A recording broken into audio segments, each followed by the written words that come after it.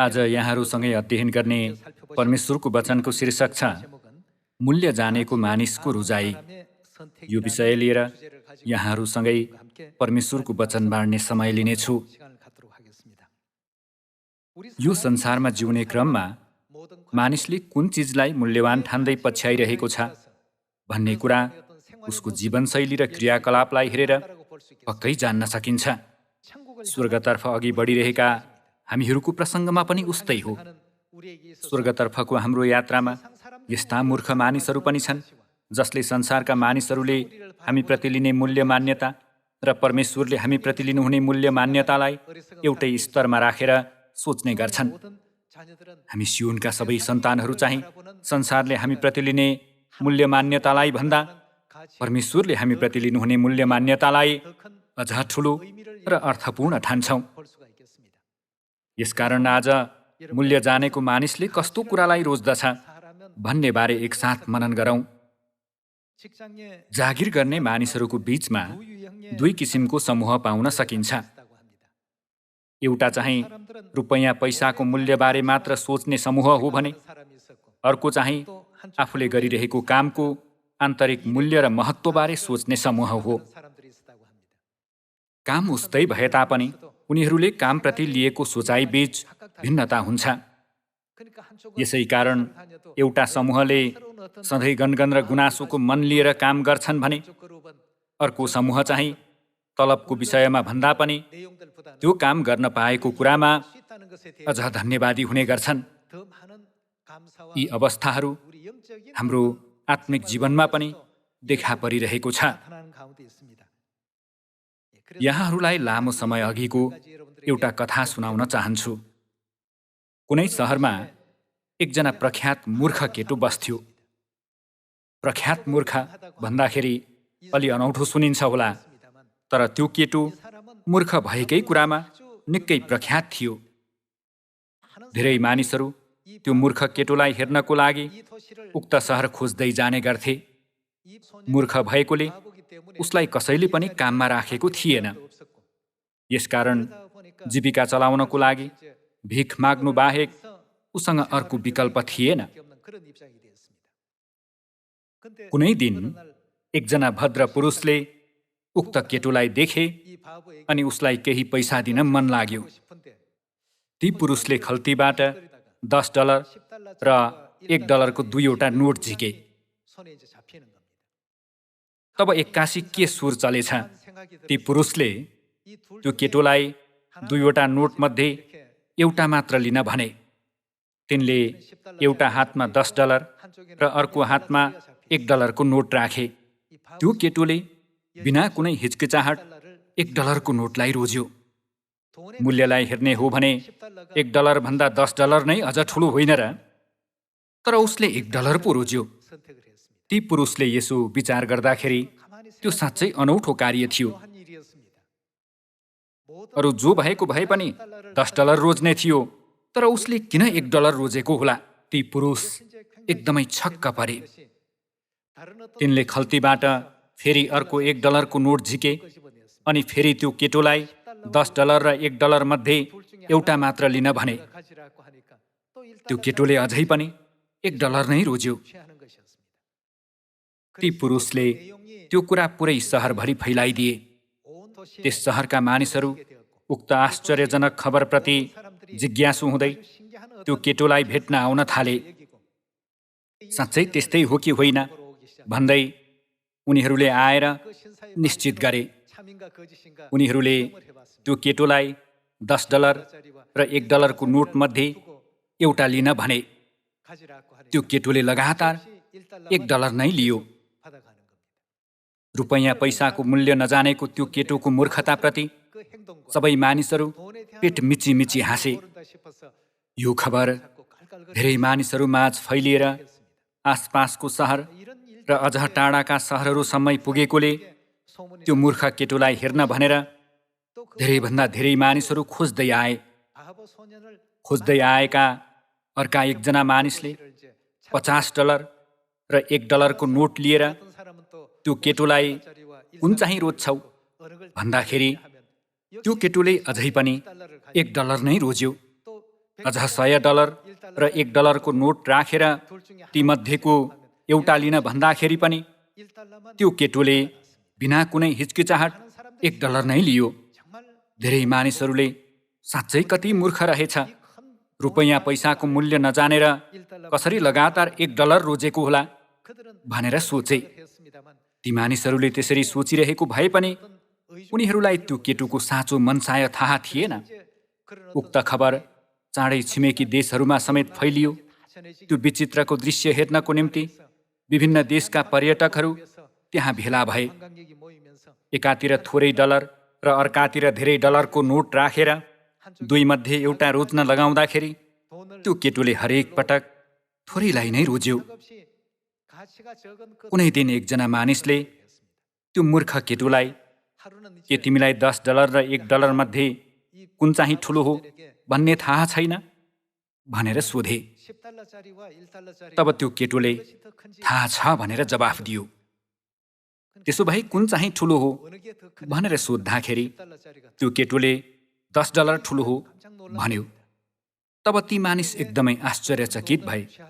अनि किन ठुलो डलर नरोजेर $1 रोजेको त भनेर सोद्धाखेरि त्यो केटोले मुस्कुराउँदै यस्तो जवाफ दियो, मैले $10 लिएको भए त्यो एकपटक मात्र पाउन सक्थेँ, तर $1 लिएकोले अहिले मैले लगातार डलर पाइरहेको छु नि, होइन र? तपाईलाई कुन रोजाइ अझ उत्तम थियो जस्तो लाग्छ? त्यो मूर्ख केटोले एकै पटकमा ठुलो डलर लिने कुरालाई भन्दा लामो समयसम्म लगातार डलर पाइरहने कुरालाई मूल्यवान ठानेकोले $1 रोजेको थियो। त्यसबारे विचार गर्दा त्यो केटो मूर्ख जस्तो देखिए तापनि त्यो मूर्ख नभएर बुद्धिमान हो नि, होइन र? त्यो केटोलाई क्षणिकको मूल्य र अनन्तताको मूल्य राम्रोसँग थाहा थियो, तर अन्य मानिसहरूले यसलाई त पैसाको मूल्यबारे ज्ञान नै छैन, थाहै छैन भन्ठाने। हिजो आज यस संसारमा जिउने क्रममा पनि क्षणिकको मूल्य र अनन्तताको मूल्यलाई नबुझिकन जिरहेका मानिसहरू एकदमै धेरै छन्। मानिसहरूलाई कुन रोज्नुहुन्छ भनेर सोधियो भने सबै जसोले $10 नै पहिला रोज्नेछन्। यिनीहरू क्षणिकको मूल्य र सुखलाई मात्र रोज्ने मानिसहरू हुन् भन्न सकिन्छ। मूर्ख भनिएको त्यो केटो वास्तवमा मूर्ख नभएर एकदमै चलाक र बुद्धिमान थियो। यसकारण आज यहाँहरू र म क्षणिकको मूल्य र अनन्तताको मूल्यबारे अझ सोचौं। हामी सियोनका सन्तानहरूले अलिक कम मूल्यलाई रोजे जस्तो देखिए पनि बुझिहेर्दा हामी चाहिँ अनन्तताको मूल्यलाई रोजेर जिरहेका मानिसहरू हौं। यो कुरालाई बाइबलको शिक्षा मार्फत निश्चित गरौं। लुका 23:32 सँगै हेरौं।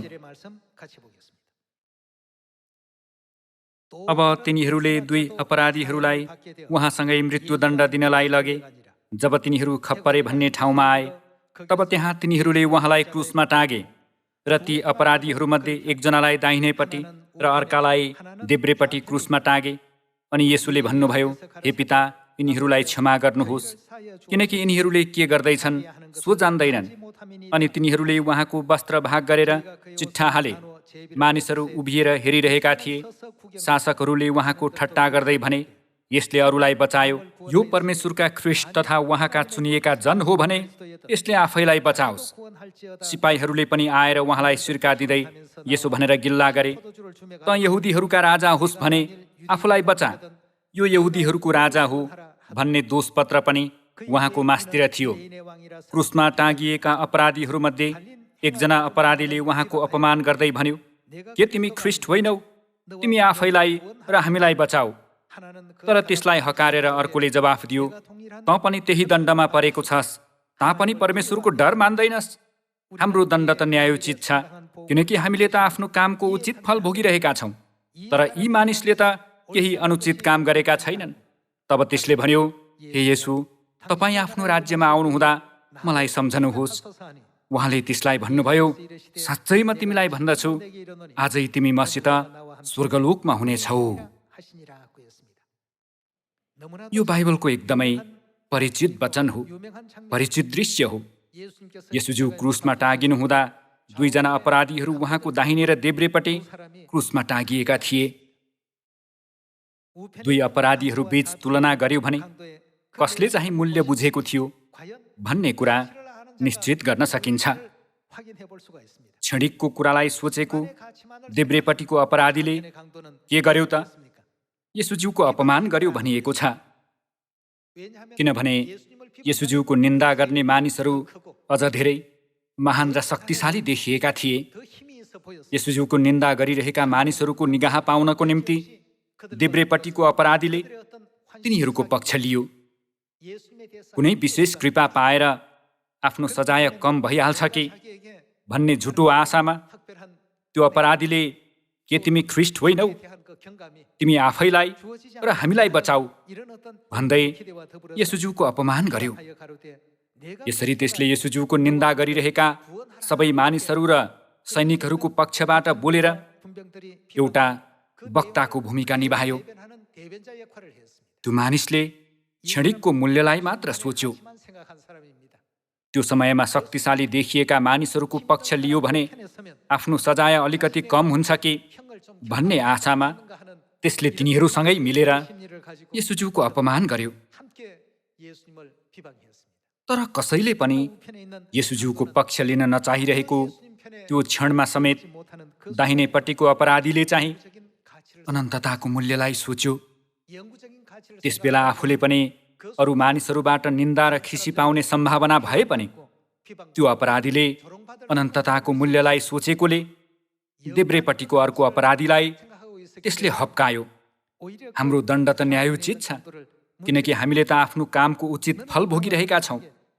तर यी मानिसले त केही अनुचित काम गरेका छैनन्। हे येशू, तपाईँ आफ्नो राज्यमा आउनुहुँदा मलाई सम्झनुहोस्। येशूज्यूले भन्नुभयो, साँच्चै म तिमीलाई भन्दछु, आजै तिमी मसित स्वर्गलोकमा हुनेछौ। देब्रेपट्टिको अपराधीले येशूज्यूको पक्ष लियो भने त अझ घाटा हुन्छ भन्ठानेर भिडको पक्ष लियो। तर त्यसले आफूले आशा गरेको कुरा कति पनि पाएन। बरु उल्टै त्यसले नरकको अझ ठुलो सजायलाई रोज्न पुग्यो। तर दाहिनेपट्टिको अपराधीले त्यसरी सोचेन। हे येशू, तपाईँ आफ्नो राज्यमा आउनुहुँदा मलाई सम्झनुहोस् भनेर त्यसले भन्यो। एकछिनको लागि थोरै घाटा हुने भए पनि त्यसले सही कुरालाई रोज्यो। दाजुभाइ तथा दिदीबहिनीहरू, यी दुई अपराधीहरूको कार्य मार्फत वर्तमान समयका हामीले सिक्नुपर्ने कुरा साँच्चै धेरै छ। हिजो आज संसारका मानिसहरूलाई पनि सब्बात दिन सही हो, निस्तार चाड बाइबलमा छ भन्ने कुरा थाहा त छ। थाहा भए तापनि सही कुरालाई नरोज्ने मानिसहरू धेरै छन्। मैले त्यसलाई रोजे भने मानिसहरूले मलाई अनौठो मण्डलीमा गएको भन्लान् भनेर तिनीहरूले सोच्ने गर्छन्। यी चाहिँ क्षणिकको कुरालाई मूल्यवान ठान्ने मानिसहरू हुन्। आज यस ठाउँमा आएका हामीहरूले चाहिँ अनन्तताको मूल्यलाई सोच्न जान्नुपर्दछ। दाजुभाइ तथा दिदीबहिनीहरू, अहिले हामीहरू हिँडिरहेको यो विश्वासको बाटो मूल्यहीन बाटो कदापि होइन। हामीले त्यसको मूल्य जान्नुपर्छ। हामीले विश्वासको जीवन राम्ररी जिउनको निम्ति सत्यताको मूल्य, स्वर्गको मूल्य, परमेश्वरको मूल्य र परमेश्वरको सन्तान हुनुको मूल्यलाई सही ढङ्गले बुझ्नुपर्छ। मानिलियौँ अरूहरूले चाल नपाएर त्यत्तिकै बाटोमा फ्याँकिने ढुङ्गा सरह ठानेको कुरा वास्तवमा हिरा जस्तै अमूल्य रत्न रहेछ भने यहाँहरू त्यसको मूल्य जानेपछि कसो गर्नुहुन्छ त? कसैले चोरेर लैजान्छ कि अरू कसैले लिएर जान्छ कि भनेर त्यसलाई जोगाउनको निम्ति सक्दो कोसिस गर्नुहुन्छ नि? त्यो हिरा जस्तै अमूल्य रत्न हो भने जस्तो सुकै कठिनाइहरू भोग्नु परे पनि, त्यसलाई बोकेर 4 किलोमिटर बाटो हिँड्नु परे पनि यहाँहरू बोकेर खुसी साथ हिँड्नुहुनेछ। कारण त्यसको मूल्य जानेकोले हो। हाम्रो विश्वासभित्र पनि विश्वास लिएको छ कि छैन भन्ने कुरा कसरी छुट्याउन सकिन्छ त? विश्वास लिएका मानिसहरूले अनन्तताको मूल्य जानेका हुन्छन्। तर परमेश्वरलाई विश्वास गरेर मण्डली आउने गरेको भए पनि मूल्य नजानेको मानिसले सधैँ विश्वासहीन कुराहरूतिर मात्र कान लगाउँछ। मैले किन यो कार्य गर्नै पर्छ, यो बाटो किन हिँड्नै पर्छ, किन सबात दिन मान्नै पर्छ, परमेश्वरमा आराधना चढाउँदा शिर घुम्टोले ढाक्नै पर्छ र? परमेश्वरले तयार गरिदिनु भएको, अनन्तको उत्तराधिकार समावेश भएको, अनन्तताको मूल्य लिएको कार्य भएकोले हामीहरू विश्वासको बाटोमा हिँडिरहेका हौ नि, होइन र? मूल्य नजानेको मानिसलाई 10 किलोग्राम वा 20 किलोग्राम हिरा बोकेर लगभग 4 किलोमिटरको बाटो मात्र हिँड्न भन्यो भने ऊ हिँड्ने छैन। उसले त्यसलाई बोझको रूपमा लिएर त्यसप्रति बहाना बनाउनेछ, गनगन र गुनासो गर्नेछ। तर 20 किलोग्राम हिराको मूल्य जानेको मानिसले भने एकदमै खुसी मनद्वारा त्यसलाई बोकेर हिँड्नेछ। उसलाई त्यसको मूल्य थाहा भएकोले। दाजुभाइ तथा दिदीबहिनीहरू, लुका अध्याय 23मा उल्लेखित येशूज्यूको देब्रेपट्टिको अपराधीको अवस्था पनि उस्तै हो। एकजना अपराधीले येशूज्यूको पक्ष लियो भने आफूलाई घाटा हुन्छ भन्ठानेकोले त्यो येशूज्यूको अपमान गर्ने कार्यमा भिडसँगै सामेल भयो।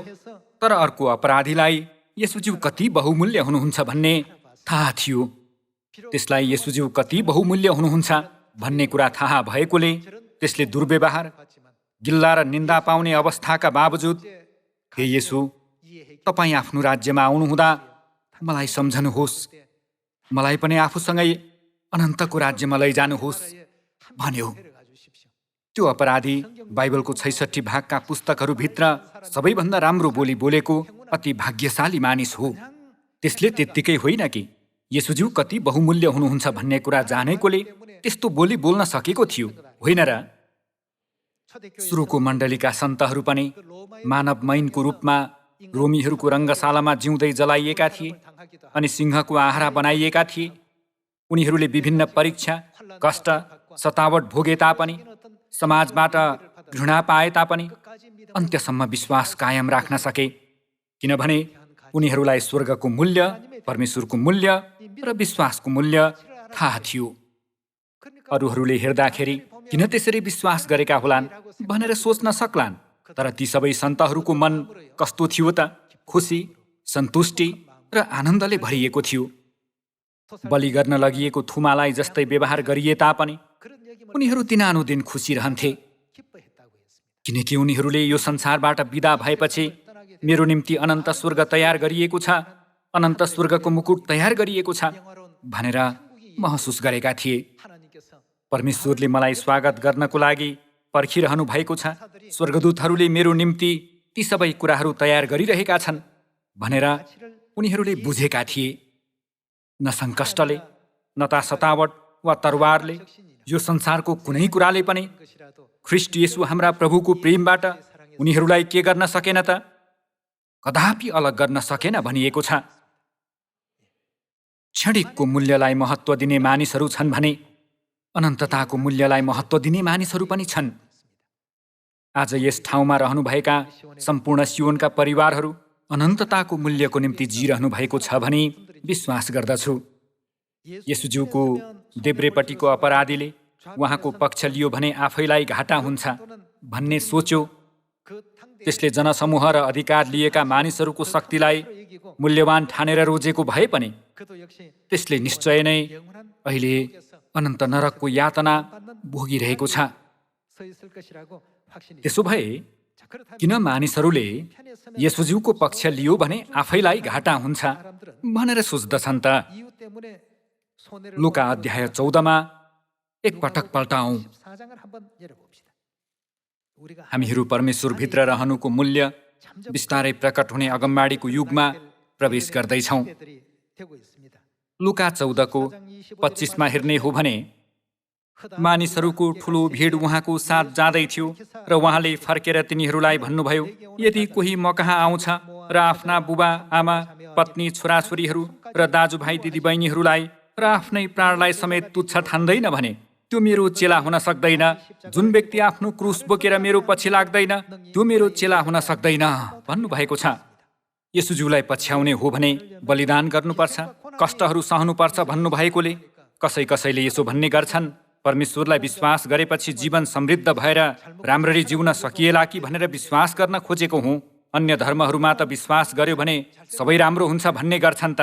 तर येशूज्यूले मलाई विश्वास गर्नेहरू सबै आफ्नो क्रुस उठाएर मेरो पछि लाग भन्नुभयो। कठिनाई, सङ्कष्ट र दुःख भोग्नुपर्छ भन्नुभएकोले मानिसहरू येशूज्यूको पक्ष लियो भने ठुलो घाटा हुन्छ भनेर सोच्दछन्। एकछिन अघि मैले प्रख्यात मूर्ख केटोको कथा सुनाएको थिएँ। उसले $1 रोज्दाखेरि मानिसहरूले हाँस्दै उसलाई मूर्ख र बुद्धिहीन भने। वास्तवमा ऊ मूर्ख थिएन। उसलाई मूर्ख भन्नेहरू पैसाको मूल्यलाई मात्र सोच्ने मानिसहरू थिए। $10 लिँदाखेरि क्षणिक सन्तुष्टि त मिल्थ्यो होला, तर त्यो लामो समयसम्म कायम रहँदैनथ्यो। $1 रोजेको त्यो प्रख्यात मूर्ख केटोले लामो समयसम्म $1 लिएर $100 प्राप्त गर्न सकिने बाटो रोज्यो नि, होइन र? मानिसहरूले क्रुस बोकेर दुःखदायी जीवन जिउनु पर्छ भनेर सोच्ने हुँदा त्यसलाई घाटाको रूपमा लिने गर्छन्। तर त्यसको पछाडि अनन्तताको मूल्य समाहित छ भन्ने कुरा हामीले जसरी पनि बुझ्नुपर्छ। 2 कोरिन्थी अध्याय 3 मा पल्टाउँ। 2 कोरिन्थी 3 को 6 मा हेर्ने हो भने कस्ता सेवकहरू हुनको निम्ति त नयाँ करारका सेवकहरू हुन उहाँले हामीलाई योग्यका बनाउनु भयो भनिएको छ। नयाँ करारका सेवकहरू हिँड्ने बाटो नै क्रुसको बाटो हो। क्रुस बोकेर परमेश्वरको पछि लाग्ने अठोट लिएका मानिसहरू सबै नयाँ करारका सेवकहरू हुन्। उनीहरू यो संसारको सुखविलास जस्ता कुराहरू हासिल गर्नको निम्ति होइन कि अनन्तको कुरा हासिल गर्न नयाँ करारका सेवकहरू बनेका हुन्। अनन्तताको मूल्यलाई बुझेका सबै मानिसहरू नयाँ करारका सेवकहरू हुन् भन्न सकिन्छ। येशूज्यूको पक्ष लियो भने ठुलो घाटा हुन्छ भन्ठानेर उहाँलाई त्यागेका देब्रेपट्टिको अपराधी र यहुदा इस्करियोतले जस्तै मानिसहरू येशूज्यूको पक्ष लियो भने आफैलाई घाटा हुन्छ भन्ठान्छन्। तिनीहरू येशूज्यूले लिनुभएको महान मूल्यलाई एकदमै सानो ठान्ने मानिसहरू हुन्। तर दाहिनेपट्टिको अपराधीले येशूज्यूलाई त्यहाँको भिडलाई भन्दा हजारौं हजार गुणा बहुमूल्य र महान ठानेकोले त्यसले उहाँसँगै क्रुसको कष्ट भोगिरहेको भए पनि उहाँ समक्ष सान्त्वना र प्रोत्साहनको बोली बोल्यो। हे येशू, तपाईँ आफ्नो राज्यमा आउनुहुँदा मलाई सम्झनुहोस्। येशूज्यू तिर्खाउनु भएको थियो अनि हत्केलामा किला ठोकिएकोले उहाँले चरम पीडा भोगिरहनु भएको थियो। त्यस्तो अवस्थामा दाहिनेपट्टिको त्यो अपराधीको बोलीबाट उहाँलाई कति सान्त्वना र खुसी मिलेको थियो होला। दाजुभाइ तथा दिदीबहिनीहरू, मूल्य जानेका मानिसहरूले यस्तो कार्यलाई रोज्दछन्। हामीहरू पनि सधैँ परमेश्वरको पक्षमा रहेर मूल्यवान कुराहरूलाई रोज्न जान्ने हुनुपर्छ नि। मत्ती अध्याय 4 मा एकपटक हेरौँ। 4 को 18 मा हेर्ने हो भने गालिल समुद्रको किनारमा हिँड्नुहुँदा उहाँले पत्रुस भन्ने सिमोन र तिनका भाइ अन्द्रियास दुवै भाइलाई समुद्रमा जाल हानिरहेका देख्नुभयो। तिनीहरू मछुवा थिए। उहाँले तिनीहरूलाई भन्नुभयो, मेरो पछि लाग र म तिमीहरूलाई मानिसहरूका मछुवा तुल्याउनेछु। तब उत्तिखेरै जालहरू छोडेर तिनीहरू उहाँको पछि लागे। त्यहाँबाट जाँदा जाँदै उहाँले अर्का 2 भाइ जब्दियाका छोराहरू याकोब र तिनका भाइ यूहन्नालाई तिनीहरूका बुबा जब्दियासँग डुङ्गामा आफ्ना जाल तुनिरहेका देख्नुभयो र उहाँले तिनीहरूलाई बोलाउनुभयो। तब उत्तिखेरै डुङ्गा र तिनीहरूका बुबालाई छोडेर तिनीहरू उहाँको पछि लागे भनिएको छ। मूल्य जानेका मानिसहरूले यो कार्यलाई रोज्दछन्। उनीहरू क्षणिकको मूल्यलाई मात्र नसोचिकन अनन्तताको मूल्यलाई सोच्दछन्। अनन्तताको मूल्यलाई सोच्ने मानिसहरू सधैँ येशूज्यूको पक्षमा खडा भए। त्यस क्रममा उनीहरूले क्षणिक रूपमा ठण्डी, भोक, नग्नता र विभिन्न गाह्रो अवस्थाहरूको सामना गरे।